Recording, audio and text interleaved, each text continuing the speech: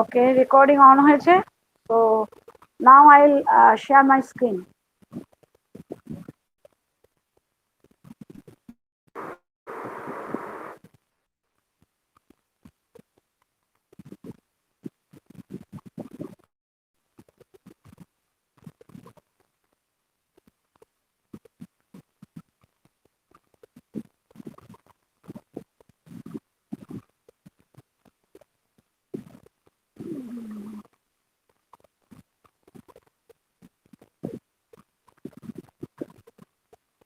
এটা খুলে রাখিনি, আজকে একটু প্রবলেম হচ্ছে ওই জন্য.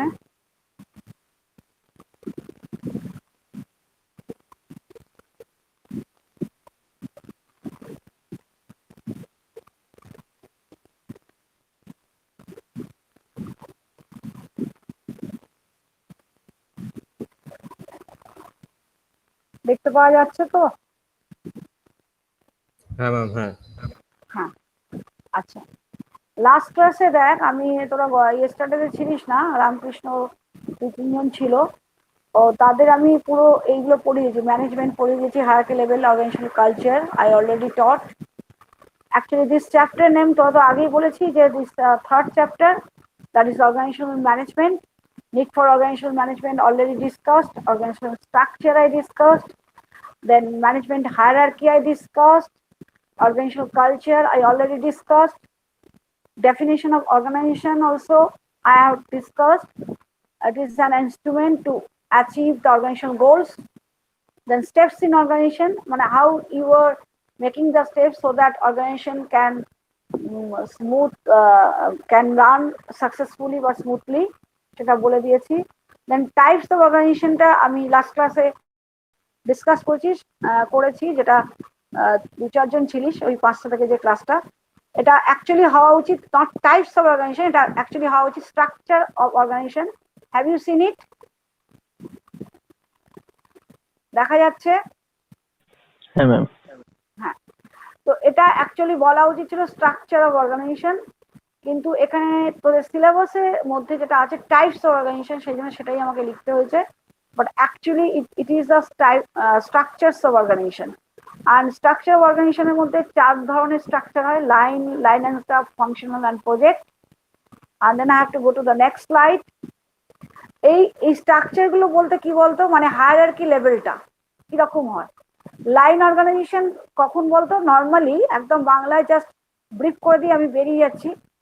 বাংলা যখন তোর বিজনেসটা হয় সোল প্রোপ্রাইটারশিপ, একজন একা বিজনেস তৈরি করছে এবং তার আন্ডারে কিছু ম্যানেজার বা ইঞ্জিনিয়ার থাকছে, তার আন্ডারে ফোরম্যান এবং ওয়ার্কার থাকছে, এবং সবাই মিলেই তাকে রিপোর্ট করছে.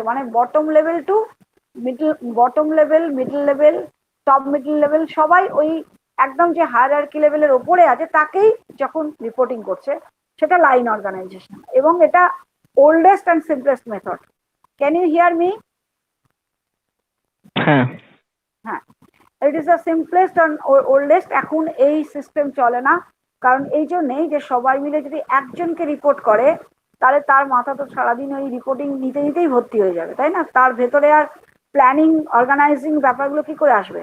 কারণ ওপর লেভেলে যে বসে থাকবে তাকে তো অনেক কাজ করতে হবে না, অর্গানাইজেশনটাকে বাড়ানোর জন্য. প্ল্যানিং করতে হবে, অর্গানাইজিং করতে হবে, কোঅর্ডিনেশন করতে হবে, স্টাফিং, বাজেটিং সবই করতে হবে. So this type of organizational structure হচ্ছে এখন আর চলে না. ওকে, এখন নর্মালি লাইন অ্যান্ড স্টাফ অর্গানাইজেশনটা হচ্ছে there are so many levels in the hierarchy. একদম বটমে ওয়ার্কার, তারপরে সুপারভাইজার, তারপর foreman, then so many engineer, then so many manager, তারপরে টেকনিক্যাল অ্যাডভাইজার বা technical director, like that, assistant director, then managing director. One from bottom level to top লেভেলে যেতে গেলে কিন্তু হায়ারার্কি লেভেলগুলোকে ক্রস করতে হবে. বটম লেভেলে ওয়ার্কারদের অসুবিধা হলে তারা সুপারভাইজারকে জানাবে. সুপারভাইজার যদি সলভ করতে পারে তাহলে আর থার্ড লেভেলে যাবেই না ব্যাপারটা, ঠিক আছে? ওরা যদি না পারে তারপরে থার্ড লেভেল, ওরাও না পারলে ফোর্থ, দেন ফিফথ, দেন সিক্স, দেন সেভেন. যখন প্রত্যেকটা লেভেল তার ঠিক ইমিডিয়েট তলার লেভেলের প্রবলেমটাকে সলভ করে দেবে. যদি না পারে then only they can go to the higher level. That is the main thing of line and staff, and this thing is maintained nowadays. কারণ এই লাইন এন্ড স্টাফের মধ্যেই ডিসেন্ট্রালাইজেশন ব্যাপারটা আছে। Now what is the decentralisation, কয়েকটা স্লাইডের পরে গিয়ে আমি তোদের বলে দেবো। তো লুইস অ্যালেন যেটা বলেছে যে লাইন এন্ড স্টাফ সম্বন্ধে, বলছে যে এই লাইন এন্ড স্টাফ হচ্ছে it is type of framework of organization where one is taking the authority and other is taking the responsibility. একজন অথরিটি নেবে, একজন রেসপন্সিবিলিটি নেবে। যে অথরিটি নেবে he has to assign the work to his subordinate, আর যে responsibility নেবে সে হচ্ছে subordinate, he or she has to do the work successfully। মানে অ্যাসাইন করছে যে তার অথরিটি আছে, মানে আমি তোকে কাজটা দিচ্ছি করতে, এই মুহূর্তে তো আমার teacher, so I am telling you do the assignment, do the homework, do the solve, এই যে যেগুলো বলবো আমি কাজটাকে অ্যাসাইন করছি, মানে আমার অথরিটি আছে, and you are taking the responsibility to do the work, that means তোরা রেসপন্সিবিলিটি নিচ্ছিস। So each and everywhere of framework of line and staff organization, এখানে ঠিক ওপরের লেভেল যেটা তার অথরিটি আছে তলার লেভেলকে ডাইরেক্ট করা, এবং তলার লেভেল সেই ডাইরেকশনটাকে নিয়ে সেটাকে ফুলফিল করবে, তারা রেসপন্সিবিলিটি ফুলফিল করবে। অ্যান্ড সো অন, সুপারভাইজারকে অ্যাসাইন করবে কাজটাকে তার উপরের লেভেল ফোরম্যান, আবার ফোরম্যানকে অ্যাসাইন করবে কে, ইঞ্জিনিয়াররা, আর ফোরম্যান তখন হয়ে যাবে রেসপন্সিবিলিটি নেবে কাজ করা। So this way this framework of organization is to be maintained, and এটাই সর্বত্র এখন চলছে in a big company, it is মানে এটাই দেখা যায়।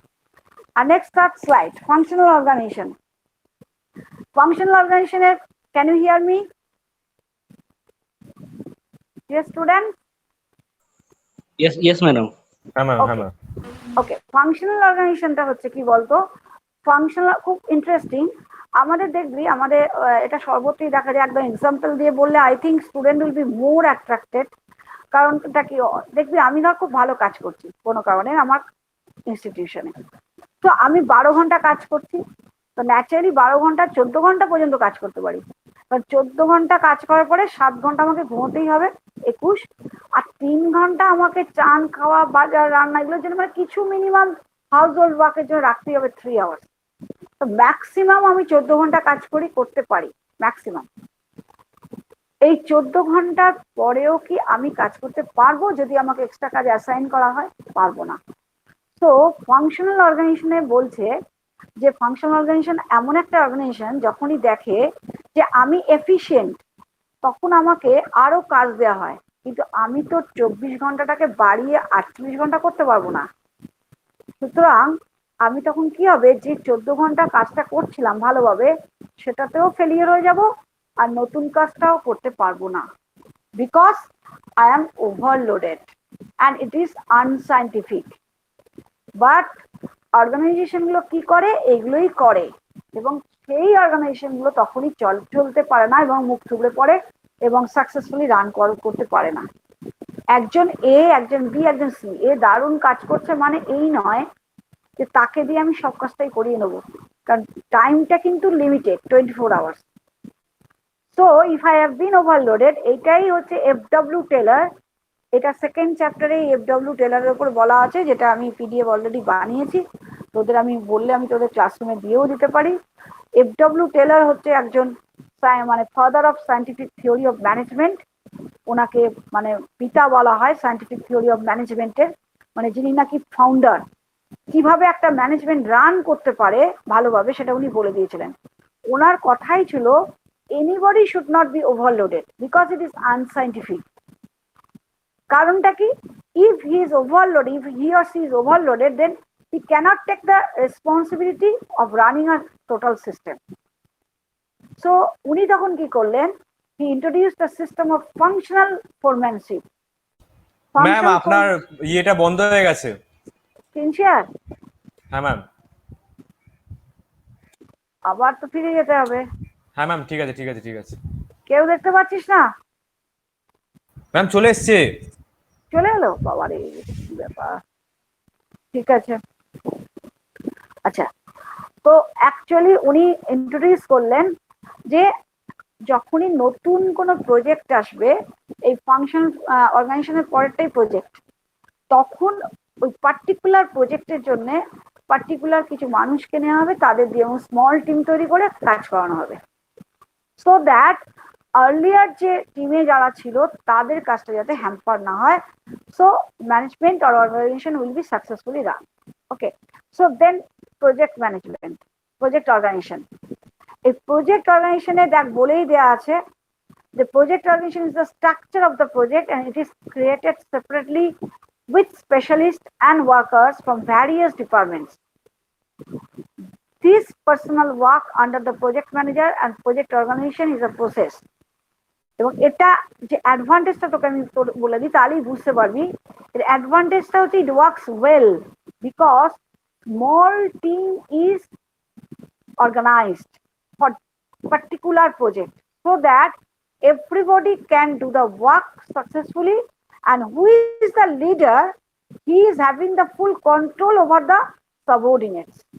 Small team তো স্মল টিম হলে কি হবে, সাবঅর্ডিনেটের উপর তার ফুল কন্ট্রোল থাকবে, অ্যান্ড যে অ্যাজ দ্য ফুল কন্ট্রোল, তোর হাতে যেহেতু ফুল কন্ট্রোলটা আছে তখন কি হবে, তুই তোর এক্সপার্টাইজটাও বাড়বে এবং সঙ্গে যারা কাজ করছে তারাও কতটা ভালো কাজ করছে তুই দেখতে পাবি, and definitely it quick to get everyone together to resolve problems related to the project. তো খুব তাড়াতাড়ি সবাইকে পাওয়া যাবে কোনো প্রবলেম হলে। এই যে এখানে ধর আমি 10 জনকে পড়াচ্ছি আর হঠাৎ করে ধর 100 জন জয়েন করে গেল ক্লাসে, কোনো কারণে একটা 45 মিনিটের ক্লাসে হতেই পারে 50 জনের প্রবলেম হচ্ছে সাবজেক্টে, এটা থিওরি বলে খুব একটা প্রবলেম হচ্ছে না, ম্যাথস থাকলে তো প্রবলেম হতো, অ্যাকাউন্টেন্স থাকলে প্রবলেম হতো, তো 50 জনের যদি 50টা প্রবলেম থাকে 1 মিনিট করে তো ক্লাসটা ওভার হয়ে গেল। সেই জন্য স্মল টিম, তোরা বলি ম্যাডাম 10 জন নিয়ে ক্লাস হওয়া উচিত, অ্যাকচুয়ালি কিন্তু টিচার আর স্টুডেন্ট রেশিও হওয়া উচিত 1:20, জানিস তো, ইফ ইট ইজ সাইন্টিফিক্যালি ব্যাপারটা করা হয় 1:20, একজন টিচার 20 জনের বেশি পড়াতে পারে না, তাদের ইন্টারাকশনটা হয় না। যখনই বেশি হবে কোনো ইন্টারাকশন থাকবে না, টিচার একা পড়ে যাবে, স্টুডেন্ট শুনে যাবে। এবং যেটা আমি তোদের বলছিলাম, যেটা সন্দীপন জানার চেষ্টা করছিল যে আমি কি ট্রেনিং নিয়েছি, সেই ট্রেনিং এর মধ্যে ব্যাপারটা ছিল যে নাওএডেজ বলছে, উনি লেকচারে অনেক কিছু বলেছেন, আমি তোদের আস্তে আস্তে সেগুলো ডিসকাস করবো, খুব ভালো ভালো কথা বলেছেন। নাওএডেজ বলছে যে teaching method should be student centric, not teacher centric, মানে স্টুডেন্ট কিভাবে বেনিফিটেড হবে। তো আমি যদি 100 জনকে নিয়ে ক্লাস করি 45 মিনিটের ক্লাসে, যদি ধর 30 জনের প্রবলেম থাকে 30 মিনিট তো তারা কথা বলবে, তো 15 মিনিট বাকি থাকলে আমি আর কি ক্লাস নেব। আর যদি স্টুডেন্টকে আমি উত্তরই না দিতে পারি, তাদের প্রবলেমই সলভ না করতে পারি, তাহলে আমার ক্লাসটা নিয়ে সুবিধে কি আছে। তো not only I have to teach but also I have to solve your problem, and that's the motto of the teaching technique. As it is my is theory paper, easily তোরা বুঝে যাচ্ছিস, বাট এটা যদি accountancy বা economics হতো তাহলে কিন্তু প্রচুর কোয়েশ্চেন রেস করতিস, এটা কি হলো ম্যাডাম, ওটা কি হলো, কেন ডেবিটে গেল, কেন ক্রেডিটে বসলো। তো 45 মিনিটের ক্লাস হয় না, অ্যাকচুয়ালি আমি তো অন্তত নিতে পারবো না। So this is the thing, যে প্রজেক্ট অর্গানাইজেশনের মোটোটাই হচ্ছে স্মল টিম নিয়ে কাজ করা। এবারে আর একটা কোয়েশ্চেন আসতে পারে, ম্যাডাম এই প্রজেক্টটা শেষ হয়ে গেলে তো আমাদের চাকরিটা চলে যাবে, নতুন প্রজেক্ট আসছে, নতুন লোক রিক্রুটমেন্ট হচ্ছে, প্রজেক্টটা শেষ হয়ে গেল চাকরিটা চলে যাবে। হ্যাঁ যাবে, যদি নিউ প্রজেক্ট না আসে যাবে, and for that you should be ready, কারণ এই ধরনের ব্যাপারটা আসছে বাবা। আবার এটা যেমন খারাপ, মানে ভয়টাও তোদের দেখালাম, আবার ভালো দিকটা তোদের বলছি, যদি প্রজেক্টটা সাকসেসফুলি রান করে না, তাহলে আবার সেকেন্ড প্রজেক্ট পেতে বেশি দেরি হয় না, ওটা শেষ হওয়ার আগেই সেকেন্ড প্রজেক্ট চলে আসে, উল্টে আবার লোক নিয়োগ করতে হয়, আবার সেকেন্ড শেষ করার পরে থার্ড প্রজেক্ট, এইভাবেই কোনো কোনো লোক আছে জানিস সারা জীবনই চাকরি করে গেছে, একটার পর একটা প্রজেক্ট এসছে, 5 বছর 5 বছর 5 বছর করে করে 30 বছর কাজ চাকরি করে ফেলেছে, মানে সে হয়তো ভেবেছিল 5 বছর পরে আমার আর চাকরি থাকবে না, কিন্তু এতটাই তাদের টিম ভালো কাজ করেছে যে 1 by 1 প্রজেক্ট এসেছে এবং তারা একটার পর একটা প্রজেক্ট করেছে এবং 30 ইয়ার্স ধরে চাকরি করেছে। So is that clear to everybody? Hello? হ্যাঁ ম্যাম, হ্যাঁ হ্যাঁ শোনা যাচ্ছে। আচ্ছা, নেক্সট ডিপার্টমেন্টেশন, এটা তোরা সবাই জানিস, হ্যাভ ইউ সিন ইট? হ্যাঁ ম্যাম দেখা যাচ্ছে। Departmentation is nothing but it has to be divided in the different division, এটাই তো। মানে আমাদের যে কোম্পানিগুলো থাকবে সেখানে ডিফারেন্ট ডিপার্টমেন্ট থাকবে। একটা ডিপার্টমেন্ট থাকলে তো কাজ হবে না, কারণ প্রোডাকশন ডিপার্টমেন্ট থাকবে, স্টোর করবে র মেটেরিয়াল, প্রোডাকশন যারা করবে প্রোডাকশন ডিপার্টমেন্ট, সেলিং যারা করবে, মার্কেটিং যারা করবে আলাদা ডিপার্টমেন্ট থাকবে, রিসার্চ এন্ড ডেভেলপমেন্ট যারা করবে তাদের ডিপার্টমেন্ট আলাদা হবে, তারপরে তোর পার্সোনাল ডিপার্টমেন্ট থাকবে, যারা নাকি মানে এইচআর যারা থাকে তারা মানুষের ভেতরের যে ক্যাপাসিটি মানে কোয়ালিটি গুলোকে বার করে আনার চেষ্টা করবে, অ্যাকাউন্টস ডিপার্টমেন্ট থাকবে।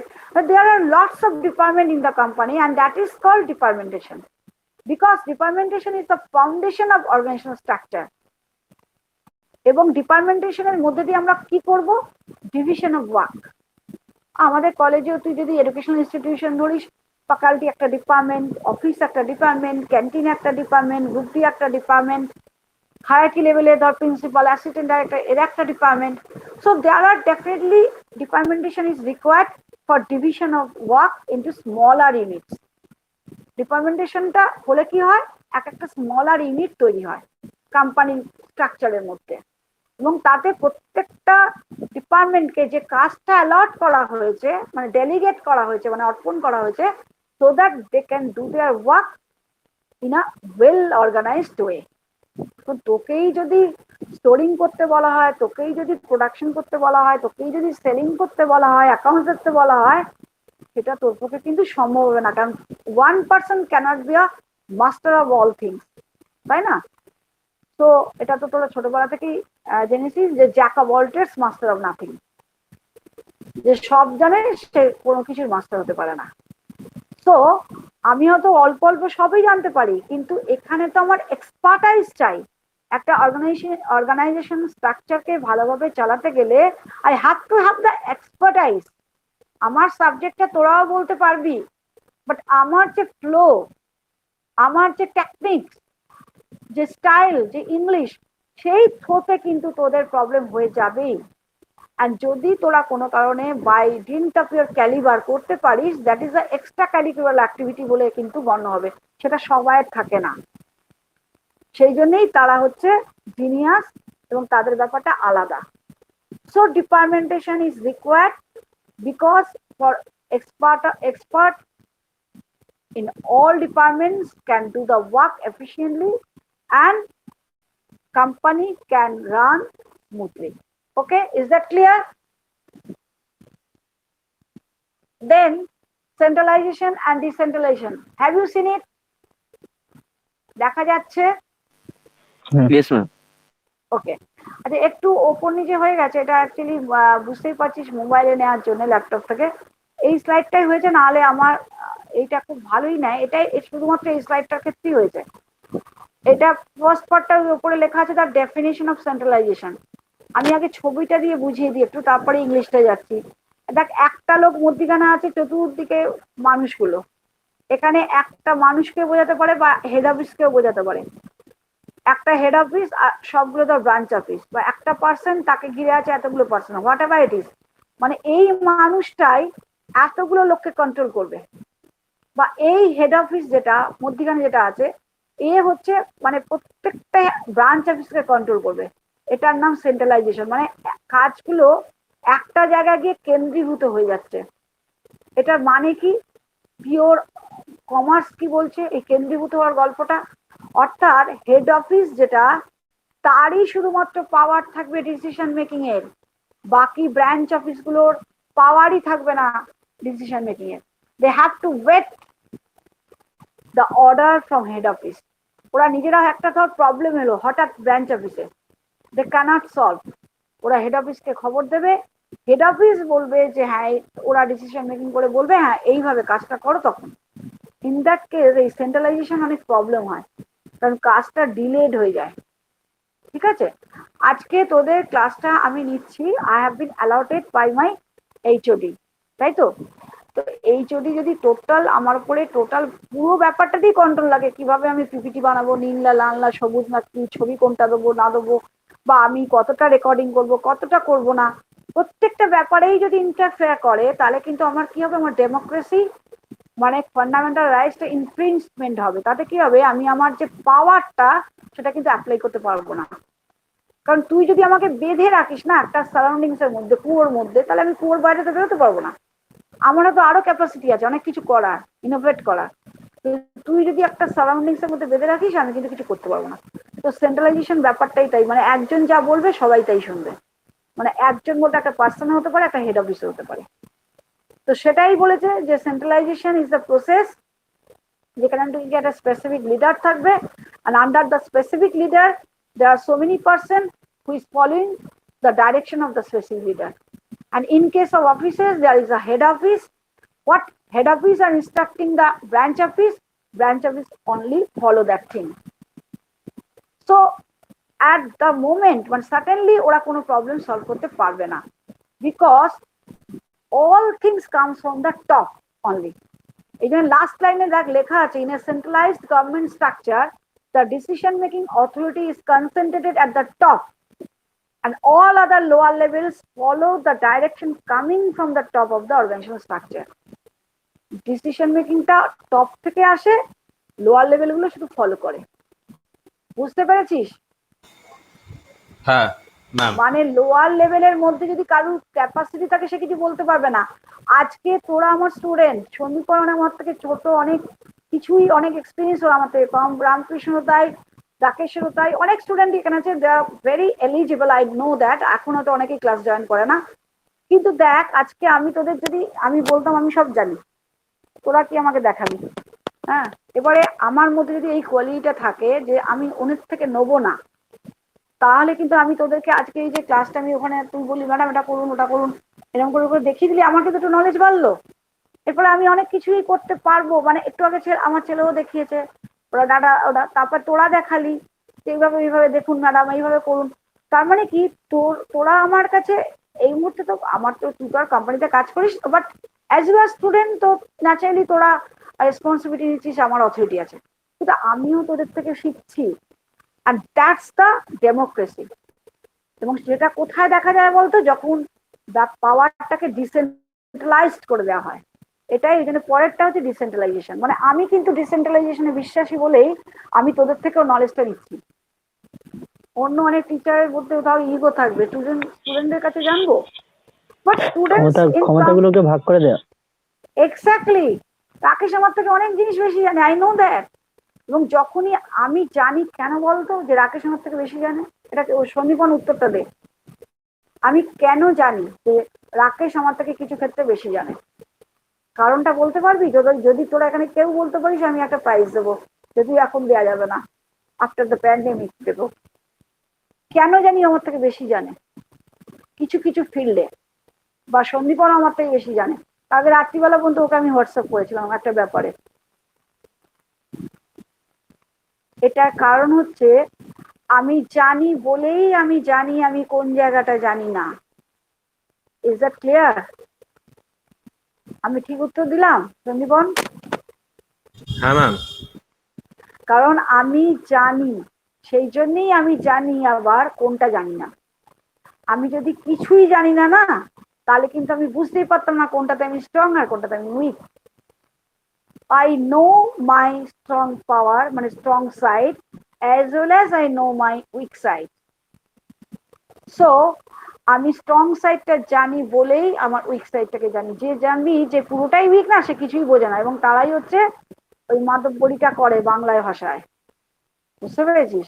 সুতরাং প্রত্যেকের থেকে আমাদের নেয়ার আছে, and that is called decentralization. দেখ ডিসেন্ট্রালাইজেশন ছবিতে 1 2 3 4 5 6 7 8 8টা গ্রুপ দিয়েছে, করে দিয়েছে।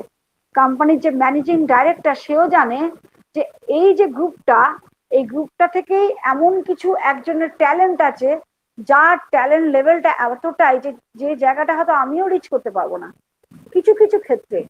Definitely he or she is talented, যে ম্যানেজিং ডাইরেক্টর, বাট তার ডিপার্টমেন্টে যারা আছে তাদের মধ্যে এমন কিছু ট্যালেন্টেড পার্সন আছে যারা নাকি কিছু কিছু আইডিয়াতে ওনাকেও পেরিয়ে যাবে।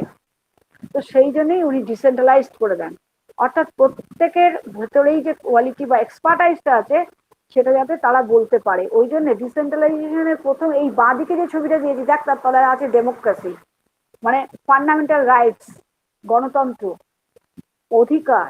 আমার বলার পাওয়ার আছে, I have the power to tell যে আমার ভিতরে যদি কোনো ক্যাপাসিটি থাকে, কোনো ইনোভেটিভ পাওয়ার থাকে, আমি আমার কোম্পানিকে বলতে পারি।